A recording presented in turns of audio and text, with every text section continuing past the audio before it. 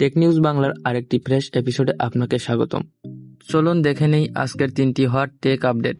Number 1, স্যামসাংয়ের পরবর্তী foldable phone Galaxy Z fold 6 নিয়ে বড়সড় লিক সামনে এসেছে। শোনা যাচ্ছে এবার থাকবে আরও পাতলা ডিজাইন, উন্নত হিঞ্জ সিস্টেম আর একদম নতুন কভার স্ক্রিন। নাম্বার 2, অ্যাপেল গোপনে কাজ করছে নিজস্ব এআই চ্যাটবট অ্যাপেল জিপিটি নিয়ে। iOS 18-এ দেখা যেতে পারে এর কিছু ফিচার। অ্যাপেল বলেছে প্রাইভেসিকে সবার আগে রাখবে তাদের এআই প্রযুক্তি। জুনে WWDC-তে পাওয়া যাবে চমক। চলুন জেনে নেওয়া যাক আজকের শেষ টেক নিউজটি।